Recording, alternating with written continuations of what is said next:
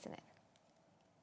At this stage, we've posted what we believe is possibly the highest sequential growth of the results that have come out so far, 4.4% sequential CC growth. Fundamentally means that year to date at the end of quarter three, we are growing at 32.8% in dollar terms. It's been a great quarter in terms of deal wins. Quarter three is normally a seasonally weak quarter, but we've signed 6 large deals. Our next 12 months signed order book is 30% higher than where it was at the same time last year. Key accounts continue to do extremely well. They're up. The top 10 accounts are up 47% YTD, and the free cash flow for the quarter came in at 110%. So when we look at the results, we think it's across all operating metrics. We feel very reassured about the current trajectory and the likely future trajectory of the business as well. If you can also take us through, EBIT margins, 13.4%. They've fallen 60 bips on a quarter-to-quarter basis, and I think one of the reasons is the marketing costs, which have gone up during the quarter. Do you see the marketing cost to remain elevated from here on? And if you can give us an idea of how the EBIT margins will play out from here. The EBIT margin is going to continue to see an improvement, and this year should be a very strong margin growth year. We had guided the market to delivering 14% EBIT, reported EBIT, for fiscal year 26. Quarter 4, we do expect to clock in 15% reported EBIT. So we will deliver on that guidance, and that we will be possibly one of the very few players with a very significant uptick in margins, along with possibly the fastest growth of any of our peers set in the industry. And what would be the drivers of this EBIT margin growth in Q4? Because from 13.6 you would be going to 13.4, you will be going to nearly 14%. That's 160 basis point jump on a quarter-to-quarter basis. What would be the drivers there? Well, the biggest thing that's going to change is quarter 4, where you're looking at 13.4% EBIT, is the quarter in which we did the annual increments. It's also a shorter quarter where the amount of furloughs that we see tends to be excessive compared to quarter 4. Quarter 4 is going to be a longer quarter with more billable days. Quarter 4 is going to be a quarter with lesser furloughs. Quarter 4, of course, all the operating productivity that we will build in because of the operating leverage and the very, very significant growth that we've been seeing will also start building in. Hence the 15% for quarter 4, and hence the fact that we will close the year at a 14% EBIT with, as you can see on a growth terms, with YTD growth right now already being almost 33% in dollar terms year to date.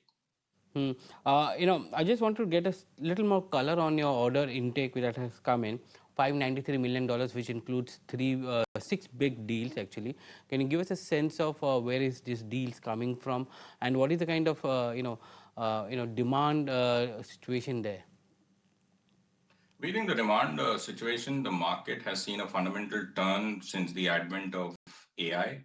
We also believe that outside the standard discourse around discretionary spend linked to macros, there are extraordinary, and I cannot underline this enough, extraordinary growth opportunities for firms that have the right capabilities and the resolve.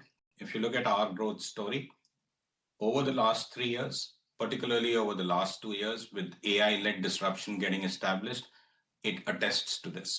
The 6 deals that we won have been spread across the globe. 4 of them came from North America, 1 came from Europe, and the 6th one came from Australia.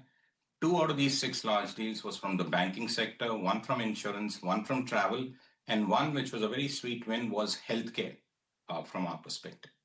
You've been able to augment your healthcare vertical. The acquisition also is helping you, the new acquisition which will get integrated. By when do you expect entire integration with Incora? We're just waiting on regulatory approvals. We would expect the regulatory approvals to be in and completed by April. Right now, we continue to be in the continued due diligence, pre-diligence phase right now, working with Incora. But everything that we've seen subsequent to the announcement that we did on the 26th of last month convinces us that just as the Cigniti acquisition was exceptionally successful for us, this is likely to be at least as, if not significantly more accretive and successful. and this will help you maintain the trajectory of a 30% plus growth rate on a top line base, which you've been, which the street has come to terms with, saying that that's the normal for you?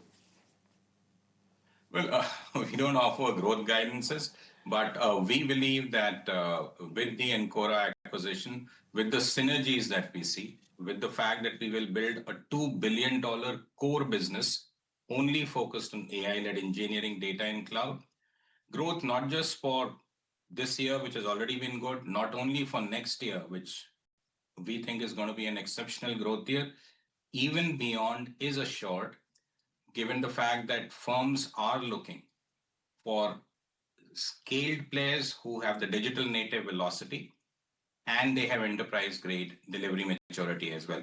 We believe we'll be one of those very few players in that sweet spot between the large caps and the small scale digital native velocity players who will be able to address that demand.